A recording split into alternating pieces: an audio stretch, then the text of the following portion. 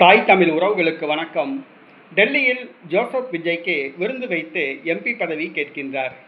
டெல்லியில் விருந்து வைத்து ஜோசப் விஜயிடம் எம்பி பதவி கேட்கின்றார் என்ற தலைப்பில் இந்த காணொலியை நாம் காண்கிறோம். தமிழ்நாடு முதலமைச்சராக ஜோசப் விஜய் பதவியேற்ற பிறகு முதல் முறையாக டெல்லி சென்றுள்ளார்.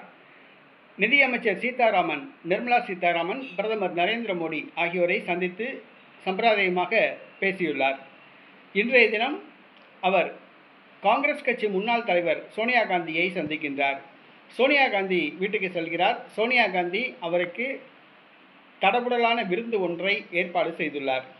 தமிழக வெற்றிக்கழக கூட்டணியில் காங்கிரஸ் இணைய வேண்டுமென ஜோசப் விஜய் விரும்பினார். ராகுல் காந்தியும் பிரியங்காவும் அதைத்தான் விரும்பினர். ஆனால் செல்வ பெருந்தகை கொடுத்த அழுத்தத்தால் திமுகவிடம் கூட்டணி வைத்தது. இதன் காரணமாக புதுச்சேரியிலும் தமிழ்நாட்டிலும் காங்கிரஸ் படுதோல்வி அடைந்தது.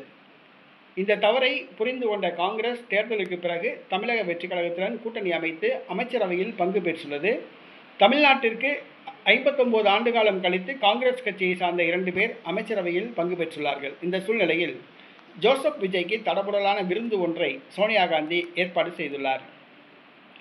தனக்கு 2 அமைச்சர் பதவி கொடுத்ததற்காக நன்றி சொல்கிறார். மேலும் ராஜ்யசபா எம்பி தேர்தலில் தனக்கு ஒரு எம்பி பதவி வேண்டும் என சோனியா காந்தி கோரிக்கை வைக்கின்றார்.